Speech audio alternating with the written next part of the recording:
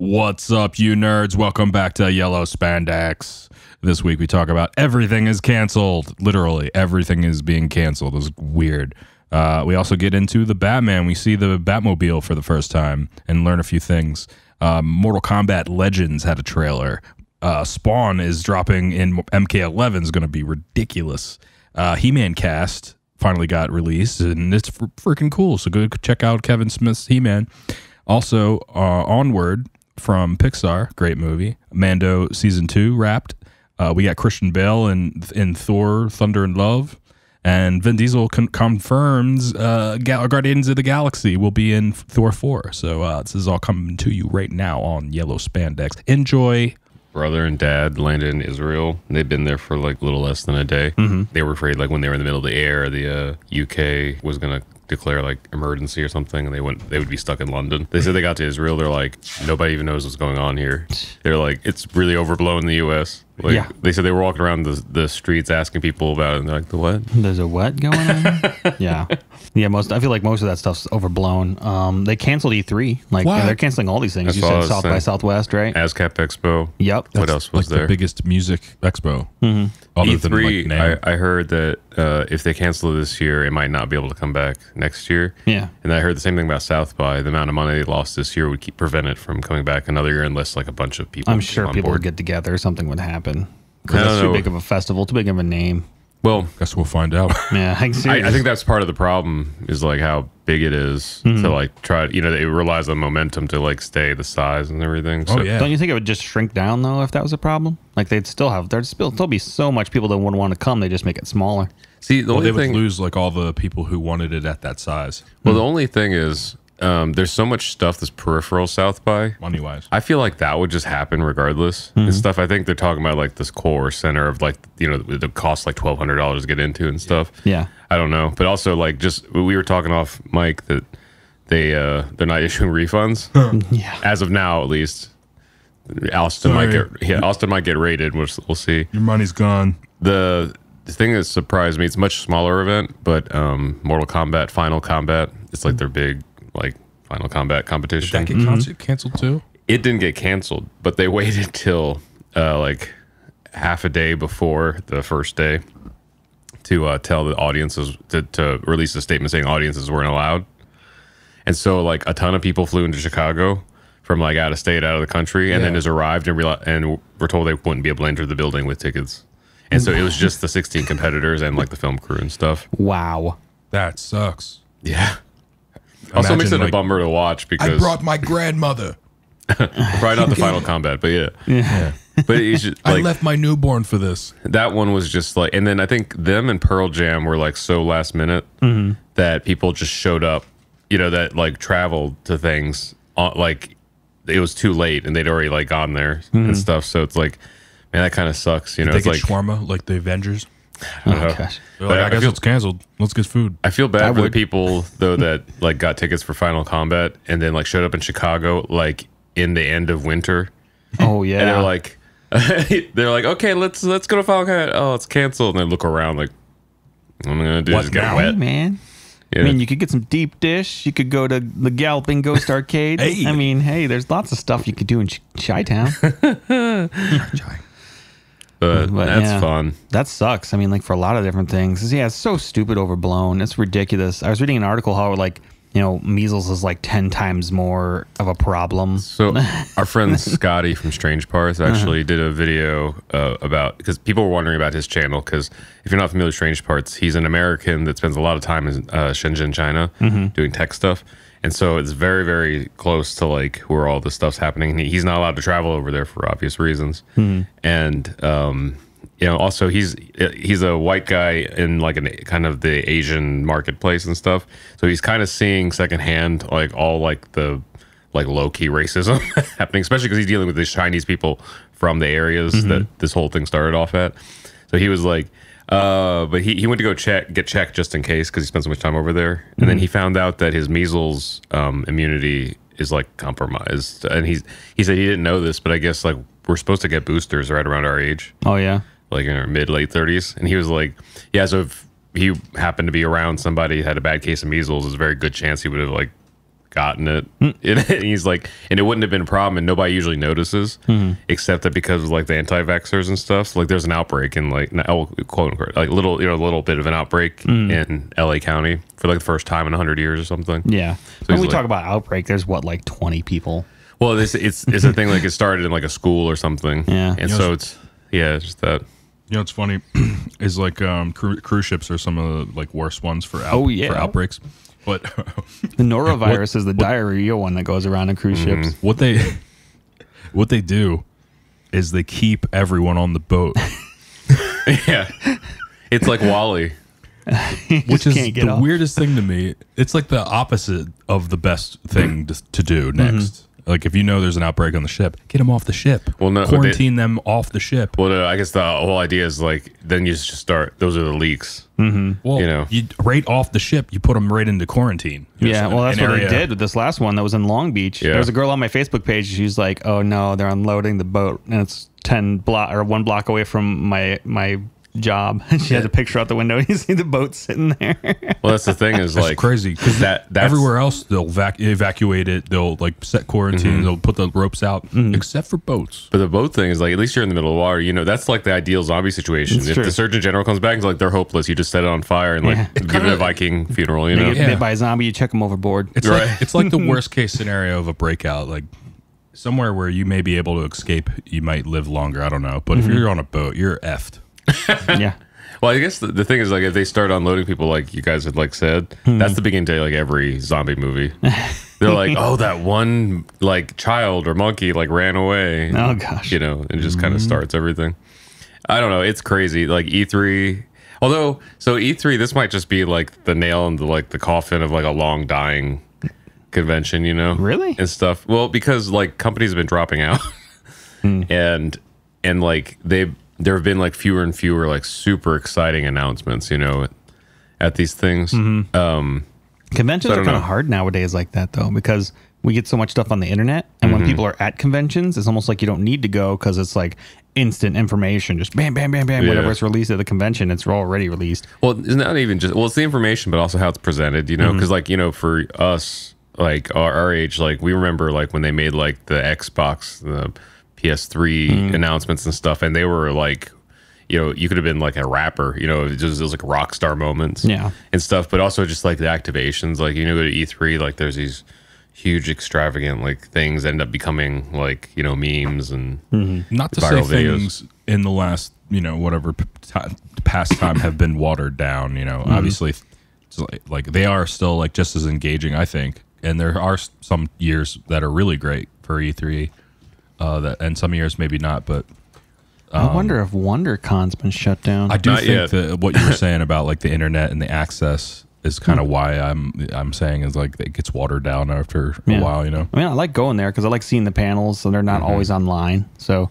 what's the Yeah. one where they do all the Marvel trailer releases and have all the San Diego people- Comic Con. That's the Comic Con. It's usually San Diego Comic Con. Sometimes it's the other cons, depending on when stuff's releasing. yeah, E3 is the big game one. Yep. Is the gaming one, yeah. yeah. But like, One of my friends every year is like, "I'm going to get you into E3 or whatever," and I'm like, "Okay," and then he never comes through. I feel like the All biggest right. thing E3 would have this year, is just from what I know, because I don't know much, is that Final Fantasy remake would be a big deal for E3. I would think. yeah. Isn't that released already? No, it got pushed back to like mid or late April. But like, but what did release is the first chapter as a demo. Oh, okay. That's I what it was. haven't That's played like it. my friend said he was playing it. I have a download of it. I haven't had time to start it up, and I'm trying to like stay away from the internet because supposedly there's a big like surprise twist to the end of the first chapter. That's a perfect demo for the game. Oh, nice. I don't know how long the first chapter takes to play, but it makes it very explicit when you're downloading it that nothing will carry over to the game if you buy it.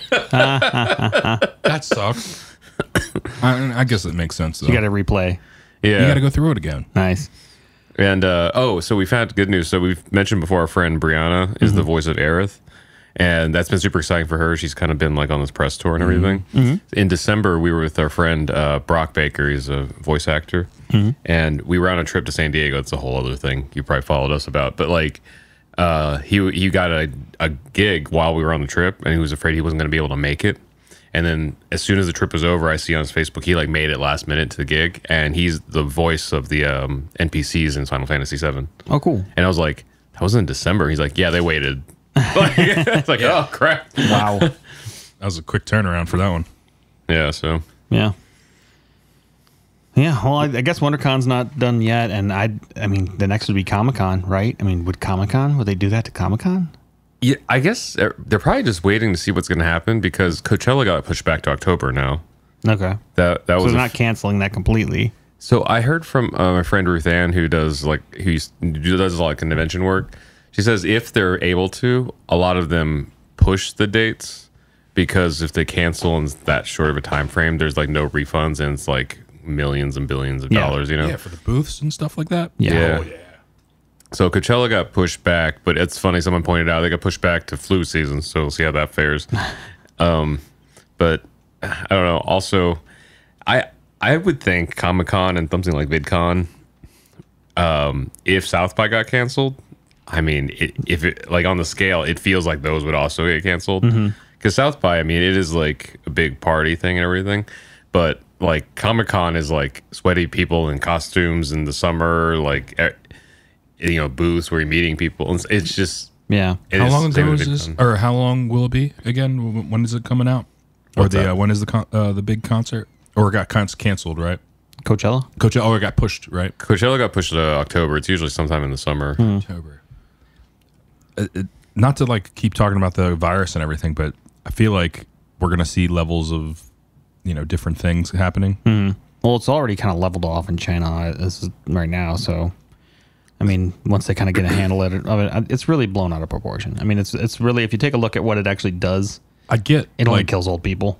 Yeah, It's very, very young and very old are Yeah. the greatest at risk, but also like just as far as like economy though, like we've been talking about, like the Dow hit like the record low since '97 today, Oh, nice. and it actually shut down trading for 15 minutes. I think that wasn't that yesterday. I think it was Was Monday. it yesterday? Yeah. all the stock. Oh, it happened a brokers couple took times, a smoke couple break. days. Yeah, whenever it like does like a giant drop, they actually just shut it down. They're like, hold on, just everybody breathe. Yeah. Take a second. Let's not do this. So yeah, they shut it down for 15 minutes and then comes back up. But the cons, I know WonderCon hasn't been canceled yet because I have a bunch of friends keeping an eye on all the stuff. Yeah. And I feel like that if WonderCon gets canceled or pushed back, it's just going to be hell breaking loose on Facebook. So Yeah. it's just preparing. For anybody that has a little bit of money, probably a good time to jump into the market right now. Right. Everything crashed like so bad. Is housing crashing too, or is it? I'd imagine that'd be a little bit part of Like it, but I think they've residual. lowest the interest rates for it. Not that we should be a business podcast, but Well, I think it's That was stuff just a like quick one. it's stuff like trading things. So like right now, you probably noticed that gas is cheaper than it normally is because like petroleum like went down well, yeah, that overnight. went way down because of other stuff. So So Batman would be happy. He hasn't switched to energy yet or electric. It's just kind of like random stuff like that. But did you see the Batmobile? Did we talk about that last time? No, No, we didn't. so- that was another thing that released was That the new photos. that photo and everything, the suit looks a little bit better. It's a little less bulky. Yeah. Still, And like it's more weight towards it being not first year but second year. That's what I'm Matt hearing Reeves now. was saying. Yeah, he's he saying posted it's like something just- as the second year. Same thing with the car. People are like complaining Yeah. about the car, He's- and I mean, and if it's you a look at the young older Batman. comics, it's like a Same deal. it's an older car like that. He But went through a few of them. it looks cool. Like I don't have like a complaint about it not being. I mean, I would love it to be like the '90s cars, you know, where like they're just like it's not a real vehicle, but Yeah. it looks cool on screen. So this kind of looks like that, and it's like a modded out hot rod or something, you know. Well, the '90s ones was built on Mach 1. What was it? It was built on a Corvette, wasn't it?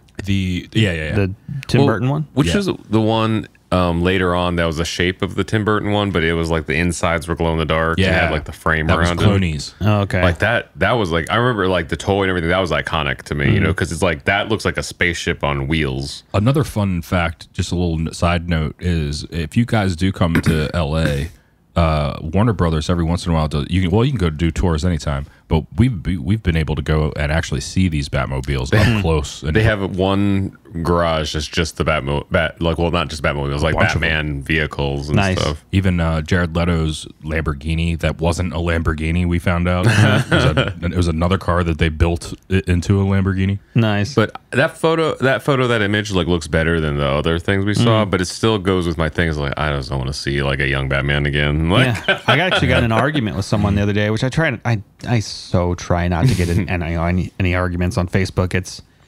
it's ridiculous to get into arguments on Facebook. But yeah, I got into an argument with someone the other day because there was like they were trying to like, oh no, this is a younger version of Batman. I'm like, well, I know year one Batman, and I don't really care. Like, we've seen the origin I don't know how many times, and that's not what we want. Like, we want he's full blown Batman. We run into a problem other than the Joker. Like we would love to see that. We love to see the gadgets. We love to see the other things. We don't want to see him building up into something 5-6 years from now. I would kind of like to see a Batman trilogy, I guess, if that's what the standard we're going to go by. That's kind of like not singular villains like the Joker, because I think everybody's expecting that. Like, the first movie's going to be the Joker, second movie's going to be like Catwoman and Poison Ivy or something like that. It'd be great to see like a series of movies where it's a little bit like The Dark Knight, where it's like the network of the underbelly, of the city and stuff. Not dark necessarily, but just the intertwining of everyone's crimes. Like, not that they're necessarily working together, but just like the action, the repercussions of like all the crime. Kind of like how the Netflix like Defenders, except for the Defenders series, worked. Like all the separate, like Luke Cage, like they all like kind of had their like web of villains. Yeah, and people would pop in and out. Yeah, and it was tied together, but kind of like it just all like interwove into the. That would be kind of cool, I think, but. I don't know. I mean, I'm still gonna see it, but I talked about like it'd be nice to, if you did do like another trilogy, which I'm sure that's what they want to do at least, plan for starting the Bat family. Batman's full blown in the first year. And at some point in that first movie, he comes across a young Dick Grayson, and like, maybe he's watching the circus like in the cartoon, and he feels bad for the kid, and he helps him, takes him on his ward, as Babs is also Barbara Gordon, at the same time, kind of being in that movie and solving the mysteries of between his parents' death and some other stuff. It'd be nice to see that as part of the movie. You could include cool like villains like Clayface or something like that, and then just move forward like with the Bat family. By the end of the third movie, you almost have a Bat family team. I just don't. You don't what? Oh, I just don't know why they're jumping back to this whole origin thing again. it's so. What would be really cool too with that same timeline is if they did all the movies are like the big climaxes, and then all the stories in between of growing the Bat family and getting and all the meetings and everything are in TV show. Like Marvel is doing all this all WandaVision, and then they're gonna pop this huge climax into a movie. I don't think they could do that. I just don't think. I mean, Marvel can, or Marvel, since it's part of Disney, and Disney has just launched that ginormous, Disney Plus thing. Yeah. That is a way for them to do that. And DC, but DC, they have the DC app, and that isn't really like popping off. That was kind of cheesy. DC can't even do the movie part correctly intertwined. So far, I haven't seen them being able to do the television shows either. Because I've watched like Doom Patrol, and did you like it? It wasn't terrible. But it just wasn't what I was expecting either. It was like more of like a drama than it was like an action show. Yeah, I felt like I was supposed to care about these people way more than I wanted to just see what cool things they did. CW, I really feel like it's kind of run its course too. Like, it's just kind of ending, slowly burning out. I don't see it lasting too much longer. I don't know. Yeah. I mean, all those like CW-esque shows, you remember like I don't even know if these are on the same network, but like the Dawson's Creeks and Party of Fives and all that stuff. Back in the WB days, before CW. It's just, there's only so much that you can invest into like a character until you don't, and then they just reset the same format with different names. So that, It's like Power Rangers. Yeah. It's just like, okay, how many times they're going to catch? Sure, whatever, like. So they to move on, but I haven't really watched that many of the CW shows except for the ones we talked about before that made me give up on them. Especially with like the teen drama that is the CW. Like, it's always been that kind of a shtick show. Yeah, that's the shtick. I mean, Dawson's Creek and Smallville and all that kind of stuff. Yeah, and right now it's like, what is it? Well, even like wasn't Pushing Daisies on CW as well? WB, I think. WB, or still Warner Bros. Yeah, but I don't think that was like a teen drama thing. Like, I thought that was one of their actual like unique shows. That's what I'm saying. My point would be here is that they have been able to prove, CW has been able to prove to me that they can do TV in certain ways. Like you had pointed out, like their one shit is this, and then I pointed out Pushing Daisies like a whole nother art form for them. Pushing Daisies was two things. Like, they were in the middle of the writer's strike. It like literally like after the first season. That's crazy. Or in the middle of the second season, the writer's strike happened. But also, supposedly, each episode was so expensive to produce. Oh yeah. Because have you ever seen Pushing Daisies? I saw like an episode or two. Yeah. I love that series. It's basically the movie Big Fish, but like every episode is like that. So it was just super expensive. You know, you live in a modern day fairy tale world where everything's like crazy camera angles, super colorful. There's like musical numbers out of nowhere and stuff. It was great, but like, yeah, that couldn't have been easy to produce because like it wasn't just like walk around a a precinct and yell at cops or something. The same exact thing over and over again. Yeah, Man, Marvel really has it going for them with this. but Go ahead. seamless transition. Yeah. To, like speaking of things WB does do well is like the animation stuff. Oh, yeah. So WB Studios they finally released the Red Band trailer for Scorpion's Revenge: The Mortal Kombat Legends, I think I got it up. Here. and we watched it. Have you seen it, Josh? I have not. Yeah, let's like, watch it. Me and Vince watched it, and do you want to watch it? Yeah, I'd love Okay, to let's watch it. Let's watch it, Sorry. and then we'll talk about it. All right, cool. Hold on. The trickster. Yeah, that's perfect. I mean, So I was telling Josh off mic, like there was rumors that this was like done a long time ago and is being held for whatever reason. After seeing that, it has, if it's not been around forever, then they were just really behind on the character designs. Every single character design is based on MKX, and it looks like it's continuing or an adaptation of the story from the MKX comics. What was that? Like 2017 was X, right? well, the comics Like two way, and even a longer. half years ago. I mean, at least, right? Because I forget when the MKX like originally came out, but I feel like it's 4 or 5 years ago when it started. Yeah. And stuff. So it feels like this was supposed to come out in that era. Right. And they just are rolling with it. But also like how quickly it like the trailers started coming out after they announced it. Like they were like, oh yeah, this movie's coming out soon, and it's like, bam, full-fledged trailer. Oh wait, where did this come from? You know, I love it. And it's so was it gory. MK Hope you guys enjoyed it. X was, let's say 2011. No. No, that's versus the DC universe. Oh, gotcha. 2015. Was MKX? Is that when it ended? That's when they started number 1. Okay, gotcha. So 4 or 5 years ago. Yeah. Yeah. 5 years ago. So I mean, that's still like it's still wild to be like hold on to stuff like that, especially. I mean, it's not a deal breaker for fans that it's like an older version. Oh. It's just weird because like they all look so different now. Especially because the IP right now is the strongest it's ever been with Mortal Kombat 11 and all these new characters, and we'll get into some more of that later on. If you watch this trailer, I watched it with some other friends, and like everybody laughs at the point where like extreme violence, bad language.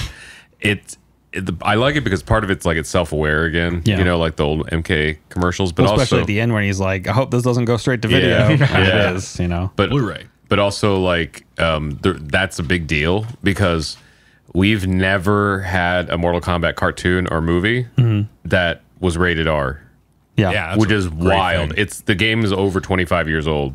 And this is the first time we're getting the same rating on the show or the movie coming next year that the game is. Nice. How wild is that? It's great. That's pretty crazy. I mean, of course, they're going to want to sell to like a PG-13 crowd. I mean, Yeah. the games were kind of like that originally. I mean, Well, worked out. You know, all the kids that started on it are now in their 30s.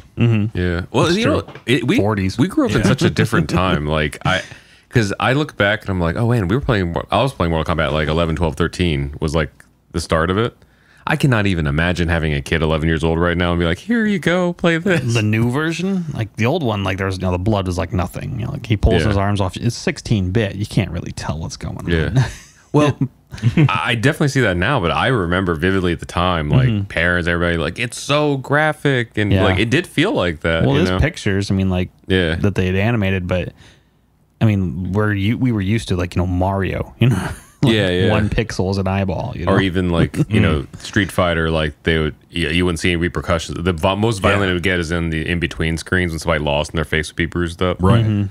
But I don't know. Yeah, it was just like the idea of ripping somebody's head off, and it was wild. And then when the movie came out, it was like, well, it was great, but there wasn't a single fatality. I guess there were some fatalities, but like not like the fatalities we saw in the game. yeah, definitely not. That has escalated so much over the last 5 years. I mean, it started with Mortal Kombat 9. They kind of brought back the classics. Yes. And then X and then 11. Like, it still makes me a little sick watching some of them. Actually, that even in the trailer there, you got to see a few X-rays, which makes me more think of it's tied to 10. Yeah, because the MK11, their version of X-rays are the fatal blows, and they look a little. They're still X-rays, but they look a little different. The way this trailer portrays the X-rays is very like MKX. Like it looks exactly like the thing, but it looks fun. They're doing. It looks like they're going to do the story from the first game, and that's cool because it's kind of like it's perfect for an animated thing because A, we've never gotten it. Yeah. But B, like I don't want to see the movie. Hopefully, oh my god, hopefully the movie doesn't start at the first, like, you know, because that'd be like another like Bruce Wayne's origin parents story over and over. But the animated thing with like Scorpion like getting revenge on Sub-Zero, like great, like that's amazing. Like put that on like an animated thing, you know.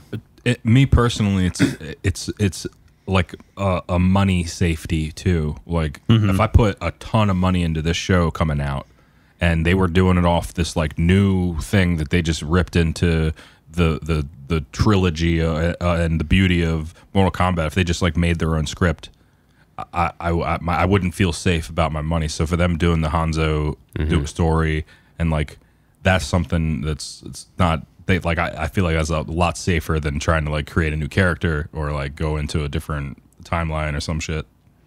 I also remember before we saw the trailers, there was this thing like, well, if it's Mortal Kombat Legends, will they make more if this does well? Yeah. I doubt it, or at least it like this, because we saw this trailer. This was clearly something that was meant for the previous game's promo. Yeah. So if they did do something, it would be something else.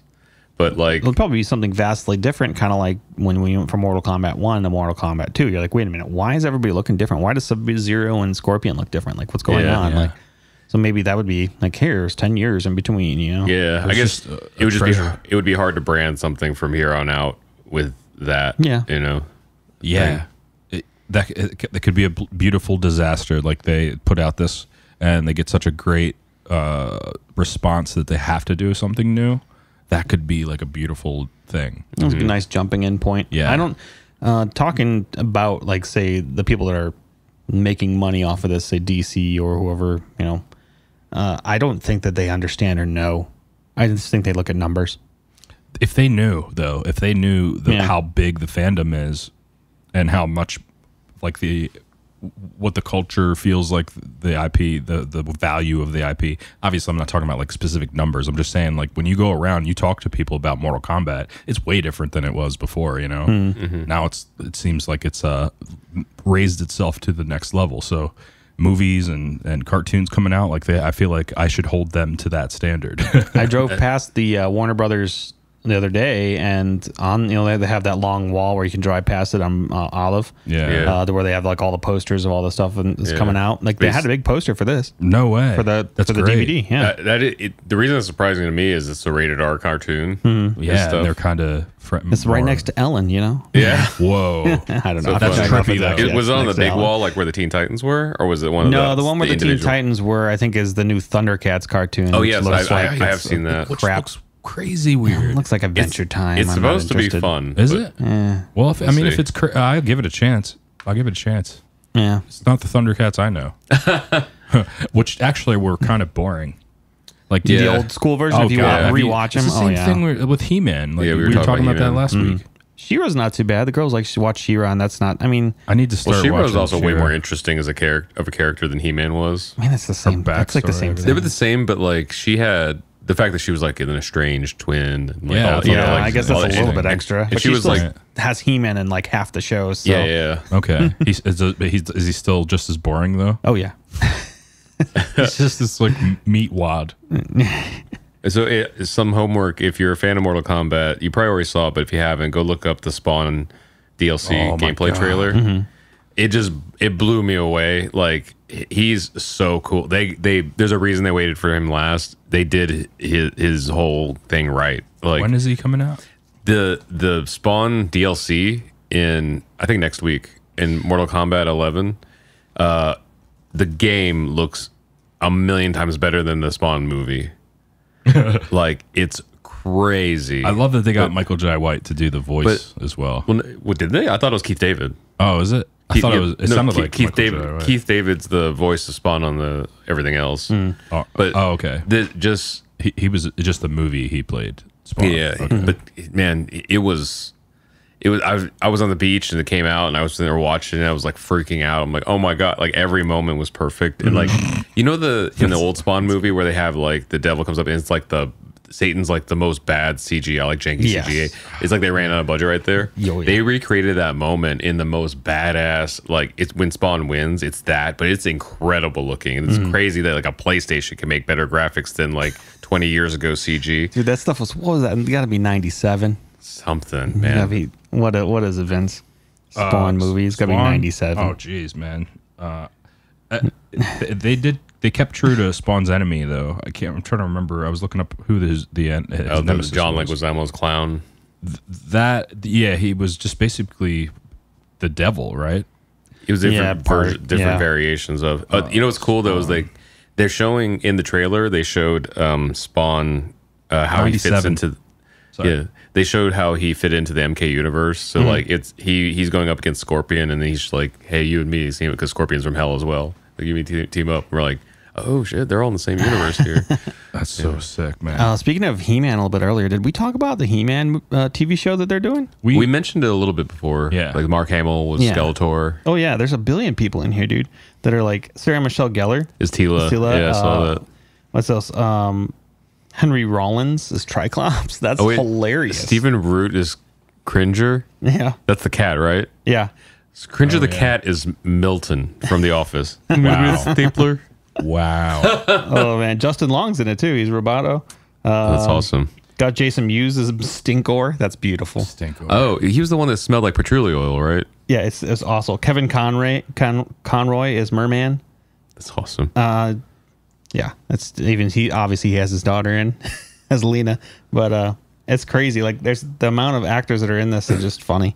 I'm actually really excited seeing it. It should be cool. I mean, to have a fan make a fandom, movie, it's gonna be a lot of fun. I love Masters of the Universe, like the lore. I would love to see what it ends up being, like what it'll look like. If it's going to be like the best new the Masters of the Universe, because right now you got a top Dolph Lundgren, and I don't know, he set the bar pretty high, guys. Our friend Ryan was talking about. I guess he watches the She-Ra series, and then he was excited about. Yeah, he was excited about this He-Man, but supposedly this He-Man's a continuation of the original He-Man series. Yeah, so it can't be tied to the new She-Ra series, which is going to be weird. Oh god, yeah, it's kind of weird that they released them, but like she's like I don't know, she's like a little girl kind of deal in the She-Ra series. It's weird. Maybe they'll do multiverse because everybody's doing that now. Yeah, like multiverse. I mean, the girls were really excited because they loved the old She-Ra, and which is weird to me, but like they loved it, and then they go to watch the new one, and they're like, the new She-Ra. Like it. Yeah, I can kind of see that because the world. I mean, did you end up watching Toys That Made Us? Which one? The He-Man. I didn't watch the He-Man one. And so like it just kind of shows that like this is no surprise, like in the time period, like all the cartoons for kids were driven by toys, more so than they are today. Like the show exists only from the action figures that are made. It went the other way. Like exactly, action figures made, then they were incorporated into the show. So it was created by guys on drugs trying to one up each other and dumb names, and it shows. But also it created this like vast universe, because you have all these different. It felt like Star Wars. Yeah, these vast characters and stuff. I love how Kevin Smith is like the super nerd of all of us. Oh yeah, and it was weird because I remember when Clerks came out, I liked that, and then I think Chasing Amy was after that, and that was pretty good, and there's a couple other ones, and then like eventually I got like a little bit of like I don't know Kevin Smith whatever I did. I loved it, and then eventually I was like, I'm bored. And then when he came out and started doing more like comic stuff, and I was like, wait a minute, he's a comic nerd? Like Mallrats, like was actually him, like actually interested in comics. That's actually really cool. And then he had his podcast. He was one of the first podcasters, kind of like with Joe Rogan. Yeah, I remember like when iTunes was like, you can put this thing called podcast on here, which they've kind of just don't care about nowadays, but which is funny. We did a few way back then. Podcasts? Yeah, for iTunes. Oh, probably. That it was probably just like an advertisement or something. But I don't know. It's cool that he's gotten involved in it. I know that he's been he tried to do so many things. Like he'll talk about something and then like just out of nowhere it'll get canceled. Like he was going to do a Mallrats TV show, which would have been sweet because there was a Clerks TV show. Yeah, And then no, that got canceled and some other stuff. And so I'm glad he got this because he seems like a cool dude. I feel like he's more transparent with his fans than most other directors and stuff. He probably says too much. So, or if it's not too much, it's just like, I mean, this is a little bit darker of an analogy, but it's the only way I could think of at the moment. But you know how like when a couple's like pregnant for the first time or something, they usually tell them like wait X amount of time before telling friends, because early pregnancies for couples sometimes end up being a higher rate of miscarriage, something like that. Yeah. I feel like with productions, this is kind of like, all right, Kevin, you're gonna wait until we're shooting, before you like or something, or like you don't want to jinx the project. It's not necessarily an NDA. It's just that like, just in case this doesn't like go through, you wait till a certain point or whatever. Would you call that a stigma, like something that exists only because we make it exist? What? Got dark. Like, well, those deep on me things over here, with shows, man. People really, especially in Hollywood, they really are into like the jinxing of things. Like, we can't talk about it. Can't talk about it because we're gonna jinx it. I think it's because there's just so much like anxiety and money and time wrapped it up into everything that they, in their minds, they like create this like thing where it's like I'm gonna jinx myself while I talk about it too much. Honestly, like this November, me and Vince will have been here for 5 years, and so we're seeing like how shows are made, like behind the scenes and stuff. The more I see about it, the more surprised I am that anything gets made. There's so many moving parts. Oh yeah. And so many people that don't communicate. It just I can't believe that anything gets finished out here. Yeah, I mean, it's a miracle. They either don't communicate or like it's being ruled by committee. You know, kind of like I watched Ford versus Ferrari the other day. Yeah, so good, right? Yeah, right. Like, dude, what the heck? Oh my God. And so he's like talking about, he's like, hey man, you can't get this thing done by committee. You got to have some visionaries, and you got to actually have somebody there helming it. You know, you got to put the trust in it. So that's the reason they hired the one guy that made that made the whole 48 some odd hour race. Or was it 40 24 hour race? It's like, let's trust that guy because he's been out there. How long you been in a car? Like exactly. All the most stressful moments were from committee in that movie. Yeah, I mean, even I listened to a podcast called the Punk Rock MBA, and they had a dude. They were talking about like marketing, buying stuff in like magazines or something, like, and just like a little bit under that with like a guy worked at Abercrombie, and he was like, "You have no idea how stupid the people that work there in the ad department kind of are." Like, everybody's like, "Why are we doing this? This doesn't make any sense." And millions of dollars would go into this one thing, and it would flop. And everyone's like, "We kind of called it, but whatever." I guess it's just nobody ever knows, because sometimes even like when an individual thinks something's going to be big or not, and the opposite happens. It's just like, man, in hindsight, you can always figure it out. But I also think that some people are given power for stupid reasons. Yeah, definitely. That's my biggest pet peeve is, like, it's fine for people to believe in whatever they want to believe, but it's when that person's beliefs don't like align with everybody, but they're in power and they want to micromanage everything. They can like actually change legislation. Like, that's when I'm like, all right, I'm worried now. Kind of like AB5. Oh, is it the freelancers? Yeah, it's the freelancer gig thing that they're starting to do it around the country.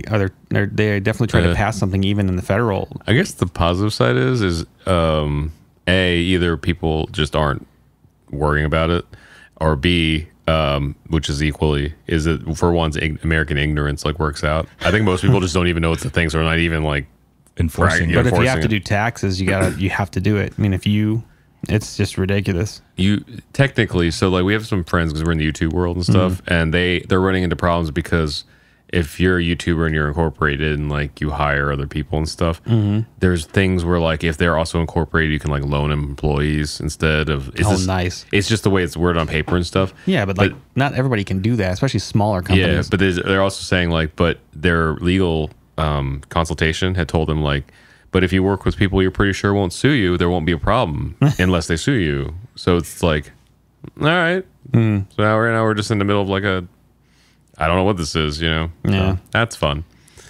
But yay. Yeah. So but speaking of like lore and everything, Vince and I saw Onward this week. I want to touch on it a little bit because it's a Pixar film, and like a lot of fandoms and geekdoms and stuff. I think it's gonna go down as like a classic, but it had a weird weekend because it came out on like coronavirus, everything's canceled weekend. Yeah. But we saw it twice and like I cried like both times, multiple times throughout the whole thing. It's like a multifaceted emotional ride because it's both like a dad story but also a brother story. So anyone who's close to either of those in your family, maybe you don't have any and you can't relate, I don't know. Yeah. But like if you weren't close with your brother, you're close to your dad, you're gonna cry the most of the movie. If you weren't close to your dad, you're close to your brother, you're still gonna cry the rest of the movie. I think it's like the trailers for me, it was like got me so excited for some reason. Maybe it was because, like I said, about like the basically like a prince or warrior's journey on a fairy tale instead of a princess, you know.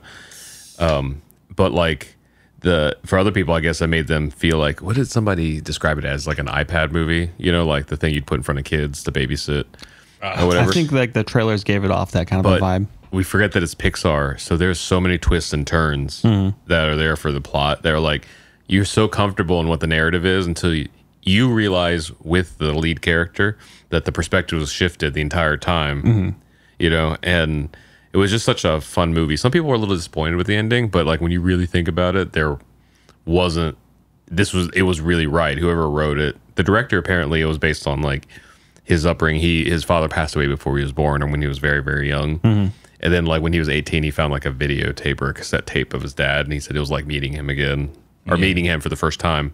And so that's kind of where the idea, I don't know if he wrote this movie, but at least where the soul of the movie came from. It was like these all little nuances, you know. I mentioned a lot of times about like representation, like race and ethnicity a lot, but this I feel like is equal to that in a sentiment. Like I felt like the small nuances of a person who's never known their father, like learning, like I could be wrong, but it felt more genuine than like similar stories we'd seen before. Yeah, you know, it's really moving. And I feel like everybody needs to give it a watch because there's a little bit in there for everybody. And I guess mild spoiler, it's not really saying anything about the plot, but just kind of saying what doesn't happen is, so when like Signs and like the other M. Night Shyamalan movies came out and stuff, or any like creature film, I always like the Jaws theories, like the more you don't see Jaws, the more scared of it you are. Yeah, but in a non-horror way. You know, with the dad, you saw the trailers like the half of him, you know, and of course they're building up to when you're going to get to meet the dad. Like they do. Like good news is there's not like you meet the dad. There's a face and he does like it's so they keep that legends never die. This thing and it was so much more effective because like the whole movie I'm just like, how are we going to meet this dad where it's not going to be a letdown? Yeah, because we just went on this huge journey, you know, and stuff, and it was so good with and Chris Pratt and Tom Holland should just be like buddy movies forever. Yeah, it was great. They're both hilarious. It points out a lot of like human error, or like errors that humans make that are very easily made, like taking for granted something, things like that. It points out how often we do that. Yeah, and how like a little we pay attention to what has become before us and stuff. The brilliance of the movie is that it comments on like screen culture, you know, like phone culture, but it's so much more effective because it's in the fairy tale world. And so like, you know, the premise of the movie, if you haven't seen the trailer, is like in fairy tale world, it was once like magical D&D. The whole movie is based on D&D, so Dungeons and Dragons. And so like heavy references to board games. They're actually playing it in the thing. It's called Quests of Yore, you know, like so they're playing it in there. Everything's based on that. But then like at some point, like they show like a wizard learning like a lighting spell, like to, you know, make like something illuminate in the room or whatever. And then someone discovers electricity, like you just can turn it on and off. And that was like the decline. And so like now, you know, when we watch the time of the movies happening, you're seeing all these like wizards and unicorns and elves and stuff, and they're not doing anything magical. They're just all on their phones. And the commentary is like so much more potent there because, you know, us like watching it, we're like, why would they do that when they have magic? But at the same time, there's probably other societies like look at us like, why would you do that when you had, you know, you have more power that way? Because there was one character, the centaur or minotaur, I don't know whoever the half horse, half like centaur, but he wasn't a person on the top half. It was like a kind of a cow. I don't know. He's part horse, like a centaur-ish kind of thing, and he's a cop. And they're like, you used to be able, like your kind used to run 70 miles an hour. And he's like, well, I got a car now. And he's like, but that's, you know, that wasn't a loss of magic. That was just like Wall-E, technology, you know. And so everybody kind of like lost their magic. And so that part's predictable. You know, you're seeing like them rediscover magic and everything. But like Vince said, watching it, you kind of see in your own life, like, how much am I just like not looking at outside? But it said that without saying that. Yeah. Not only material, but also relationships too, like things you take easily for granted. That's good. So I don't know. I love it. So I'm probably going to see it a couple more times. Like having a father. Yeah, thank God I have AMC A-list because we saw it twice in the same weekend, and I want to see it more times. Like the second viewing, I'm like, it still wasn't old. Like, Is it these movies, since Disney owns Pixar too, so like I've kind of noticed that the Disney had really upped their game in the CGI world, and then I feel like since Lasseter I think is over on the Disney side too, that I feel like they're kind of both becoming each other. Do you see any of that in this movie? Because I feel like the trailer looks like something like Tangled or something like that, to where it's kind of like a merging of the two worlds. it's very close to like Brave. Yeah. It feels like Pixar, but when you're going through the, what do you call those? The bumps, the front bumpers. It's very apparent that Disney owns this crap. Yeah. Because what was it? The Grace Productions or whatever. So I guess real quick, if for some reason you don't want to be spoiled on it, maybe fast forward a few minutes here. But you know, like Pixar movies have shorts.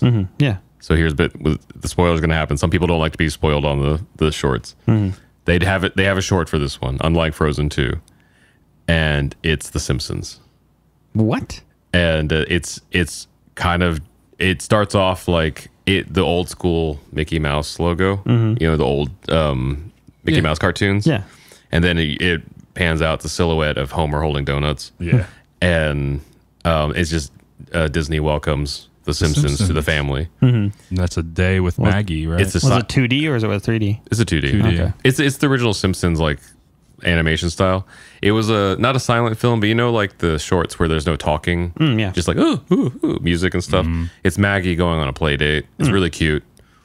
I'm curious to see what you think about it, because I think it's a really like a huge glimmer of hope of what Disney can do with the Simpsons, because it was so smart in such a small amount of time.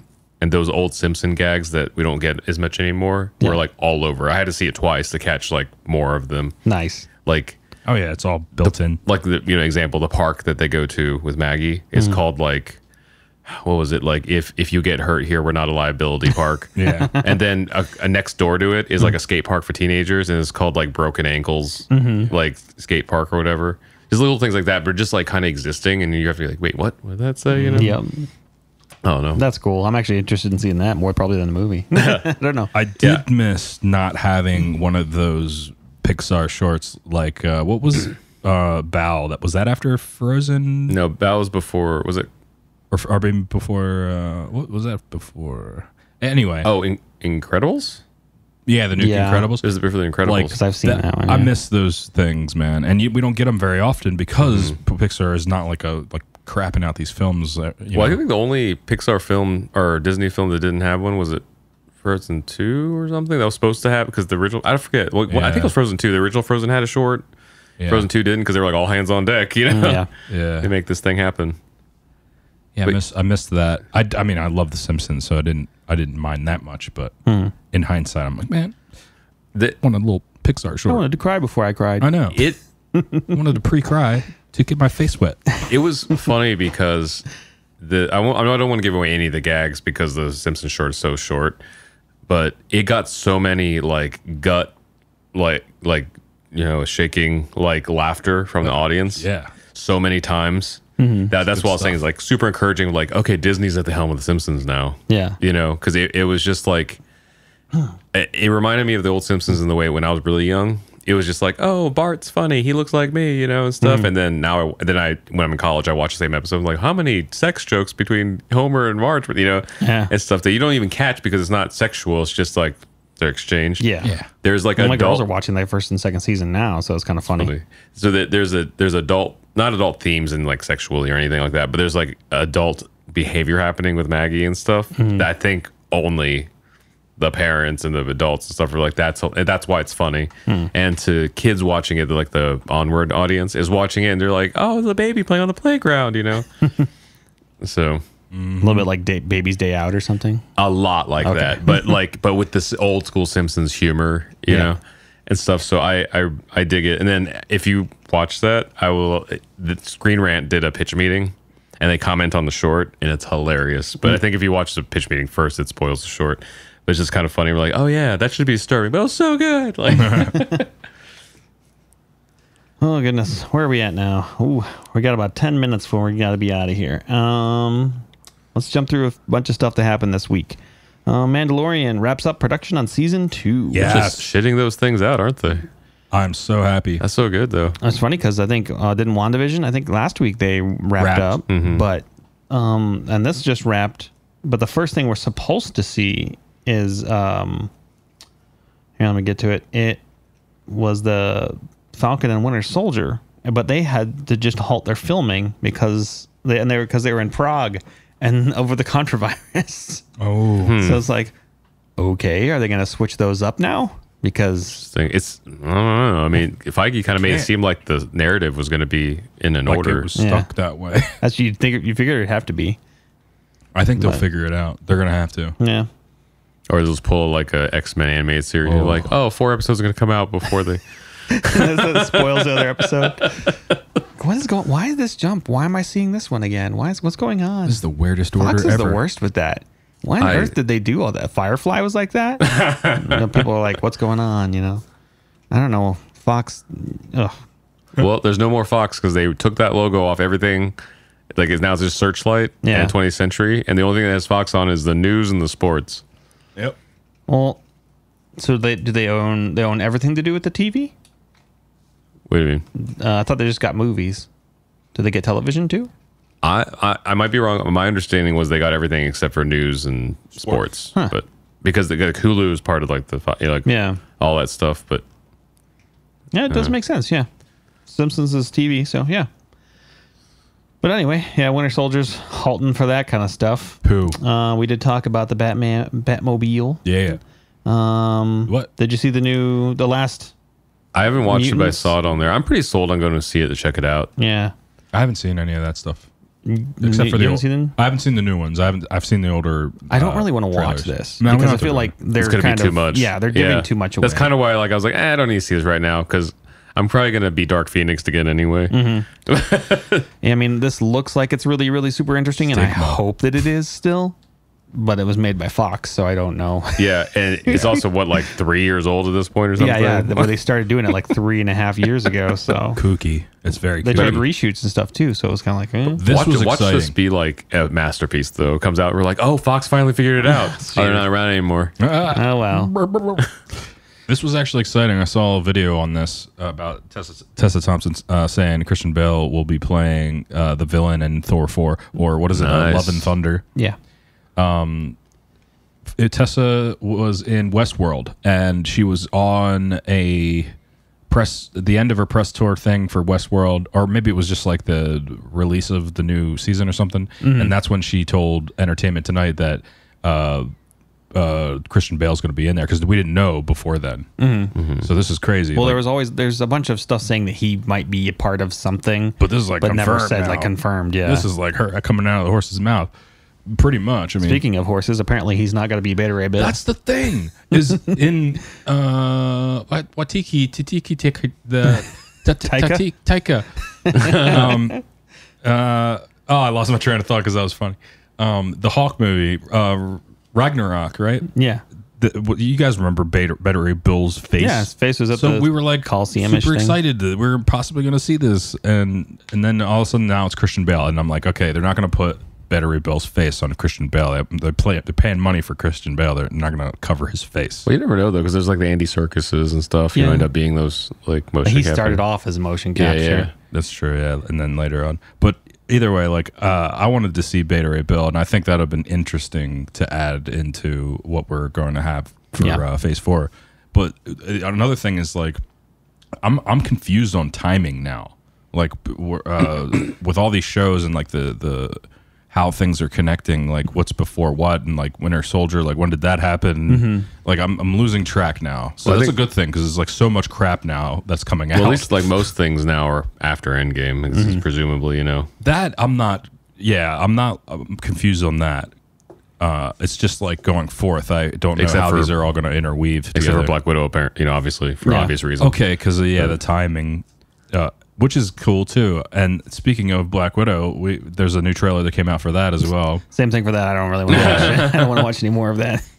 And even more stuff is getting like tied together, Easter egg wise, with the rest of MCU lore. I saw somebody post because everybody's talking about like who would be cast as Mr. Fantastic if the Fantastic Four, and this is not going to happen. But someone posted like you're saying you want John Krasinski because he's sexy and this for this person. He's like, and this woman posted like, but I want the disaster energy of this guy, and it was Taika Waititi. And I was like, you know what? If he wasn't already kind of in there as Korg or whatever. And he wasn't I don't know. He doesn't look anything like. But it's not even like she's talking about like that disaster energy, like that feels like it'd be a very good modern day interpretation. Like he's a genius, but kind of like he's flexible. I don't know, like it would be funny and witty and stuff. That's probably what we're looking for. Not like because the last two Reed Richards are really very stern, serious, like the Rock of the group, Yeah. which would be that way to a certain extent, but also he ends up being like He-Man, just like bleh, like. Yeah, I mean, Johnny's obviously supposed to be the funny one, so like it's gonna be hard. I don't know. Really fast. This is just another side tangent. I just remember what my biggest issue right now is that the way that Thor ended, he left the kingdom or whatever, the new whatever land to Tessa, and then he's supposed to get on the ship with Guardians of the Galaxy. Yeah. Well, all this stuff is coming out before Thor 4.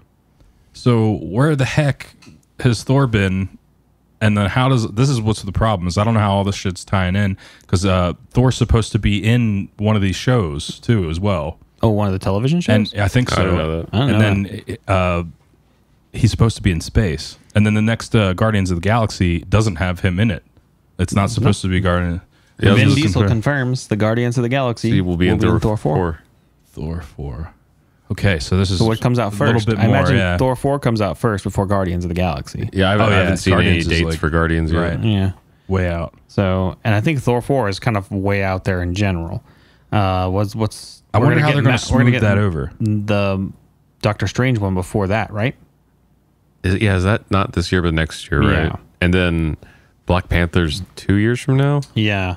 something. I think Captain Marvel and Black Panther are both kind of a little farther out. Yeah. But But we're gonna see them all in these other movies anyway. I'm hoping that we do some kind of reset to Asgard or something.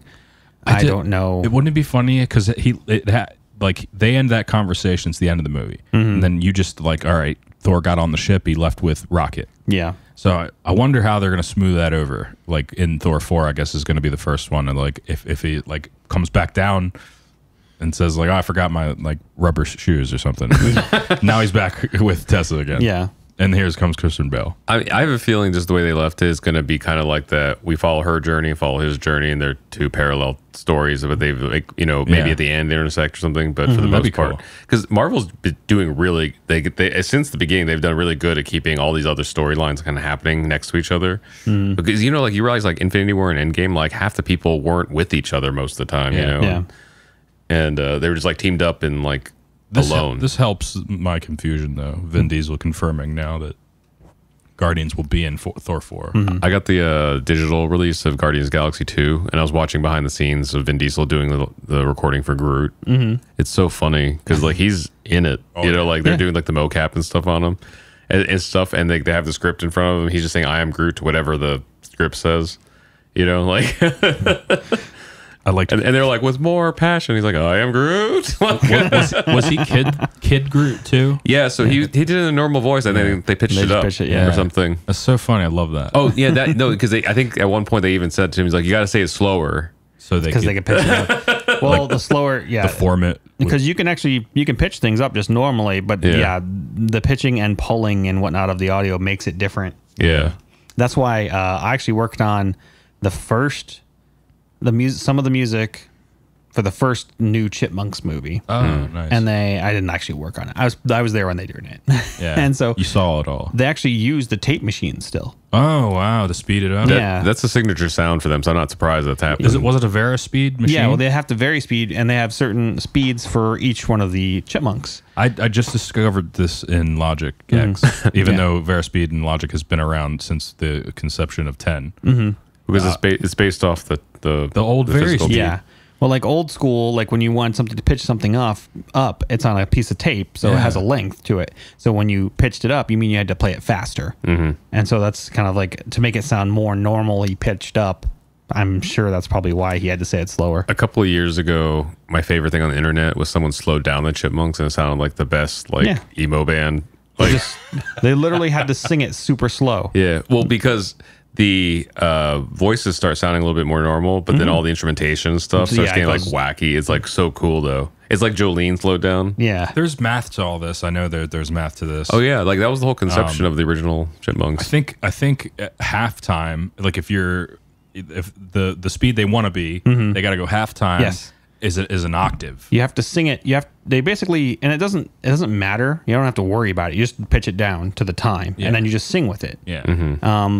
It's funny. Kevin Smith once talked about like when he was younger. I think he'd put on the record for it, and then he'd drop it from Oh yeah. The two speeds. yeah, Like the 33 to speeds, 45 or something. and he'd drop down to the speed, and it would like make the kids sound fine, and they're like, oh, they're sounding normal. But then whenever Dave would start talking, because he was a normal human, like, he's like, it'd be like this sound from Satan. Like, what, Dave? That would scare the crap out of me as a kid. So it's just funny. That's a lot of fun. Yep. I was doing Disney on Ice too a while ago. We recorded, and it was the most boring thing on earth because they Disney come on in and Ice. they'd be like if you ever see like, oh, there's a Disney on Ice thing coming up at the ice rink or whatever, and you take your kids to go see it. They actually they obviously pre-record all that stuff. It's just people acting like they're talking, Right. And so they would come in and they'd have like 10 different like sayings or whatever of Donald and be like, that's quacktastic. That's quacktastic. Yeah. That's quacktastic. And they're like, I don't know. It doesn't sound Donaldy enough for me. And Wow. They complained about Woody, the girl who's Joan Cusack does Woody, right?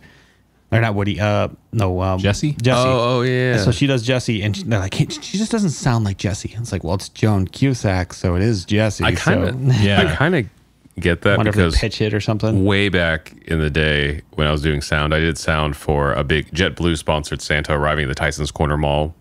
It was at least $1 million just Dang. for him to enter the mall, and it was crazy. They had a huge production, and we spent a week setting it up. Like radar stuff, like NORAD was there, I think. Oh, wow. Stuff like anyway.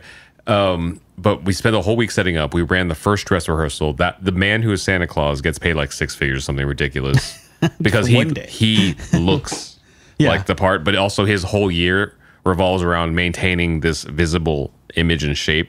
So he only has to work 2 months out of the year. And they did the whole thing, and there's like little old lady who kind of looks like who was the fashion designer in Incredibles?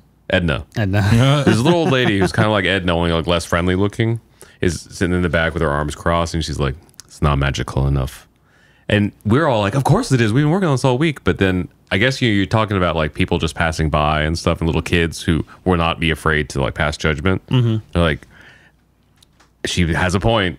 Like, if we're not all crying, even though we've seen this all week, then the kids aren't. So he just kept rolling it until it was. I think they decided to make the building shake a little bit or something. Like all this little stuff. shaking the building. But then, like, when the actual thing happened, you know, like people, it stopped like 3,000 people dead in their tracks, you know. So it's like, it's rough. But I guess that's the call of the money people, you know. It's truth. I always hear like my dad or my mom screaming like, think outside of the box. You know, that's kind of what everybody was like. We've done everything. It's like, no, you gotta push further. Make the building shake. Can we make the building shake? That is thinking outside of the box. That is not like adding a television or like another speaker. You know, we're making a building shake now. That is outside of the box. It was interesting, but yeah, like I don't know. I hate that stuff too, though. If I'm in recording, I'm like, I wish the director just tell me what they want, Yeah. you know, and stuff. But I guess they're trying to like, you know, kind of marionette. Yeah. These I mean, I people's know voices. it's needed. It was just like I was there for like a week straight Yeah, for yeah. like 12 hours. And I was just like, oh my my gosh, send me home. And it's like an hour's worth of audio. Oh yeah. You know, like at most. I'd go through every line and be like, I don't know if that's quite right. Okay. That's fantastic. I've been there for like re-records and stuff where I have to get like somebody come back in to do like half a sentence or something, and it's like months later. Like, how did I do that again? Exactly. Like, Oy vey. Isn't that what they say when? Isn't that what they say? Who you mean they? The Jews.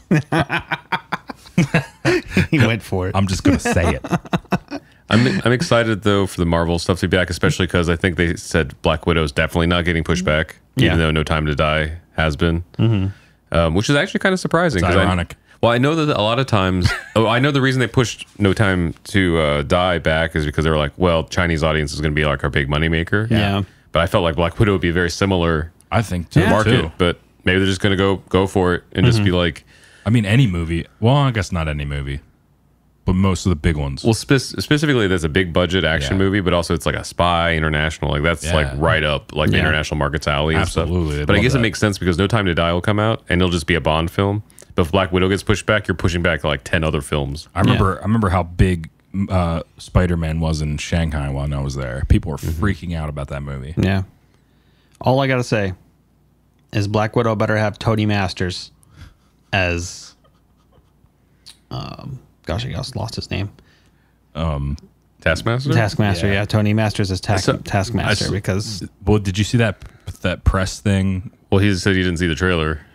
then watch the trailer. It was a. He's about to tell you what happens in the trailer. No, it was like a press junket or like a convention, and Black Widow's there, and the other white chick, the blonde haired chick, Yelena, and then the lighter dark skinned dude, and then there's a few other people, and I'm like, we were all like, who's this dude? I was like, oh, so is it okay? So he's actually a dude. Hopefully, he is Tony Masters.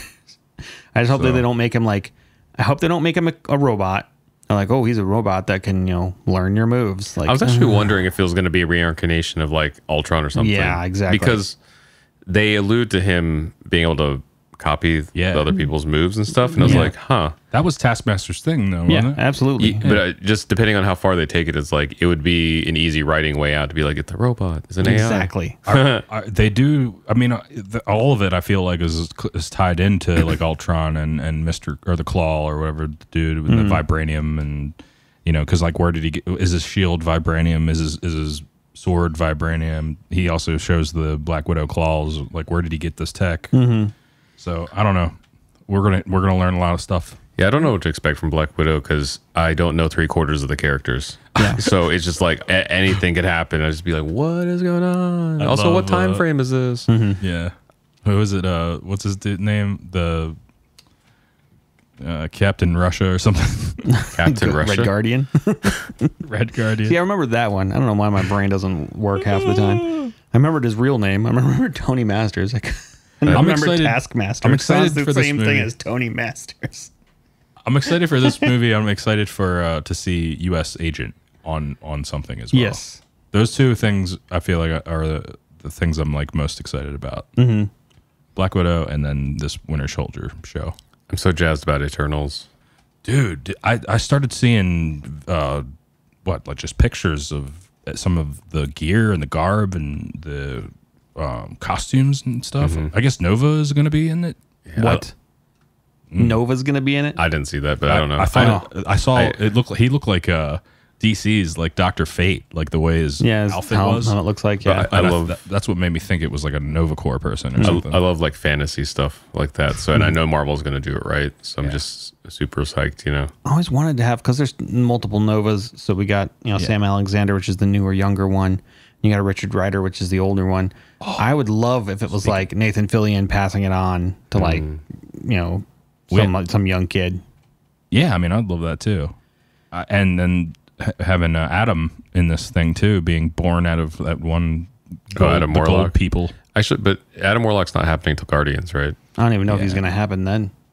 Well, suppose I thought that was alluded to with what's his face? The gold race. Well, the director. People. Oh, well, he actually said that's going to happen. Well, that was the weapon in the movie. Yeah. Not to say outside of the movie. Not to say they people couldn't had just like ignore it, different though. things. Yeah, I guess because they never actually say his name or anything. They're just they say that they have this weapon that they're trying to. She says Adam. Yeah. Oh, okay. Yeah. She's like, we have Adam. Yeah. Yeah. Or I'll call him Adam or something. They're trying to hatch this warlock. But there's saving him for that because there was all the speculation, will he be part of Infinity War or whatever? And then at that time they were like, he's going to be exclusively in the Guardians universe. Yeah.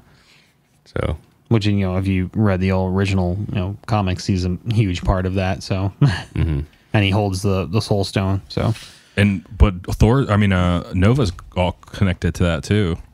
So I feel like they really kind of did a disservice to the Nova Corps. I mean, yeah, and they kind of made him like some goofy goofy soldiers. Yeah. But oh well, who knows? I think they're going to come back to it because they purposely cut that storyline out of Infinity War because they said they didn't want to show like another stone like getting obtained, you know, and stuff. But there's some potential. There's either a cartoon, another movie, another comic series, or something, just to show like what happened in that period. Because in the deleted scenes, there's a bunch of allusions to like what happened with the Power Stone. Yeah, Power Stone. They had that planet, whatever that planet was called, where Nova Corps was on, got destroyed. So I wonder how they're gonna, if they bring back Nova Corps, like if it'll be like surviving people from the planet exploding. Did they say that the planet got destroyed? I thought they just got it. I thought they alluded to or just the people in the area all died. What's his face?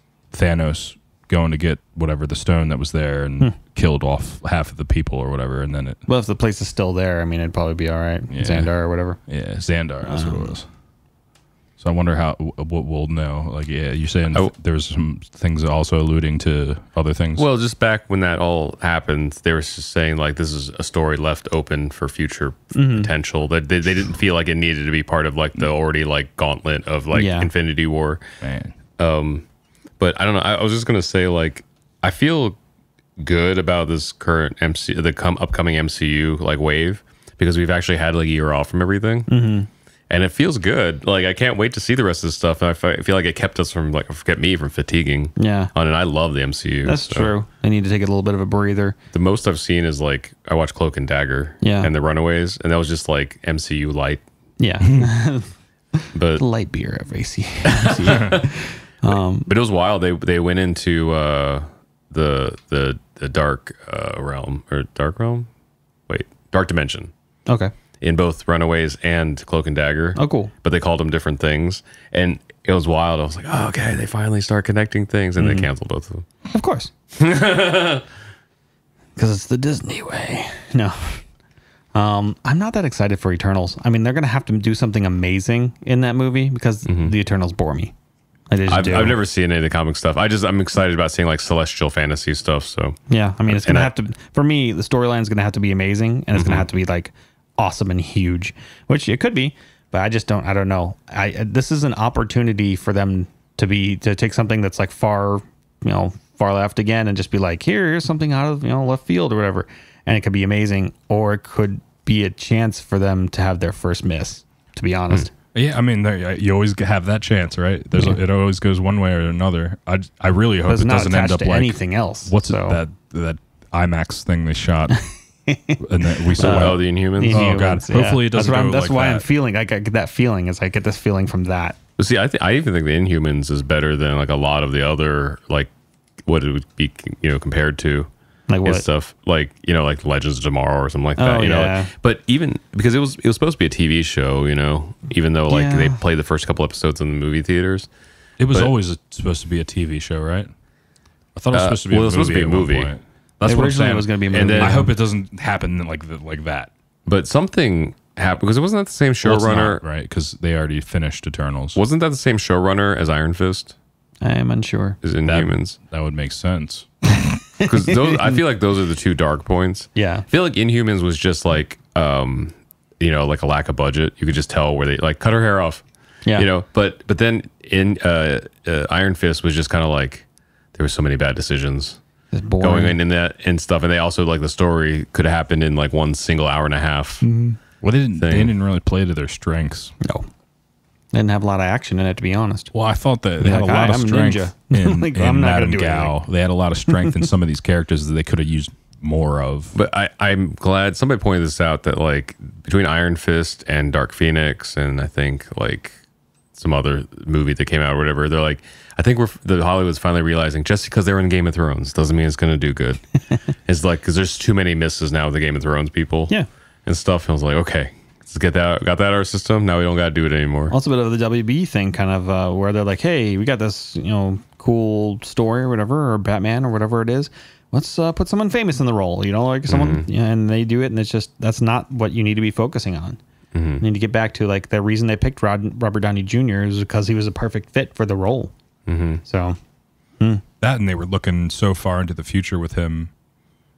I mean, I guess the first movie they weren't, but after the first movie, that's when they were like, okay, we can take this. I'm sure they had aspirations, but they were going bankrupt. I mean, this was kind of almost a Hail Mary. So yeah, because they said like, Favreau talks about it all the time. Yeah, there's a bunch of documentaries you can watch about how they didn't even have a script while they were shooting. They were like writing just enough to film the next day. And it was just wild to think that, like, man, any one thing could have shifted and then all this wouldn't have happened. And that movie is what a lot of people say is their favorite out of all of them. Really? Yeah, a lot of people say that Iron Man 1's their favorite still. I mean, I dig it. It's just, I dig that decision. it's kind of like, the first season of Stranger Things. It's just like nothing's going to beat the first time. And after that, you have this like lowered expectation, Terminator 2 is better. It's true. But it depends who you ask. Like, I feel like it does depend. I feel like I ask like a lot of like hardcore film fans are like, no, the first one was clearly better. It was a horror movie. If I talk to horror people, they say the first one. But even it's kind of like different than what I was like thinking. I was just saying like, it's like The Godfather or something. Like people might like the things that follow up, but the first time you saw something that different will never be beat, you know? Agreed. So. It's the first time you get, experience that kind of an idea. X-Men. Matrix. Or The Matrix, or like the first, the Sam Raimi Spider-Man is the first time we saw like a big budget Spider-Man movie on the big screen. We look back on it, you're like, it had its place. I love the Tom Holland one in much different ways, but like I'll admit, even though I hated the X-Men movies, I loved the first like 2 Spider-Man movies. First one was great. It's pretty much like a straight from the comics, like do-over. Second one's better, obviously, just because it has more budget and everything. It's more fun. That Doc Ock story arc is so amazing. Yeah, it was great. So then we got to like emo, incel, like Spider-Man. Like, so weird. I don't even know what they were thinking. High hopes though. Overall, that wasn't for Marvel. Raimi's deal. However, like I saw Raimi talk about his idea for Spider-Man 4 or whatever it was, and I'm glad he did not make that. I was like, what are you thinking? Like, I guess we'll see what this Morbius thing is going to be like. Yeah, I guess we'll see more stuff coming out soon. Well, there's all these theories of like the only reason they're using the Raimi Spider-Mans is because they don't technically have the license for That like the makes sense a MCU little bit, Spider-Mans, yeah. but it's still tied into the MCU. It's like, all right, well, at least the suit's the same, just basically. I'm sure we'll see more Carnage and Venom stuff too. We'll see if I'm sure this next movie will show us if there's going to be any kind of crossover for real. I doubt it, to be honest. So far, there's no news of Spider-Man being in it, right? Or is it? I hear like little things here and there, but you got so many of these fake websites got there saying, my brother's cousin's uncle's, It's just this one's even more gray because they show so many images of Spider-Man in the trailers. Yeah. That's like, well, he's there. It's not like Venom where like he might not exist. Yeah. In Morbius, it's like he exists in that universe, and he's clearly like been villainized by the public. So it's like an older Spider-Man, not old, but like not. I just found the suit, Spider-Man. Yeah, it's further into the comics. That would definitely make a lot more sense. Well, I mean, he's kind of, well, at least from what I remember, I actually don't know a lot about Morpheus from the comics. I didn't read a lot about that, but I know that from the old show, like he was like, he knew of him at least. They were friends. Yeah. So a little bit like the Lizard. Yeah. I've kind of figured out though that the Sony side of the MCU adjunct area or whatever is proving to be more of, like I said, like it's just happening. Like yesterday or the day before, I decided to completely rearrange my room. So I was like, oh, this is going to be like a several-hour ordeal. I'm basically like tearing everything down, cleaning it, and then putting it in new locations. Yeah. And I put on Super Mario Brothers from the 90s and Venom. Nice. And it was perfect because it was just keeping me engaged enough to not get too tired. Yeah. But also I wasn't missing anything. I don't want to go into the Super Mario right now because we need to close up, but like we need to talk about that sometime because that movie has some stuff to talk about. Yeah, no, I finally rewatched it again. I watched it 2 years ago and I watched it again now. I was like, you know what? If I forget it's a Mario movie, Exactly. it's great. Well, guys, thanks for hanging with us. We went a little bit over today, but that's cool. Yeah. We'll catch you guys next week. Stay cool, y'all.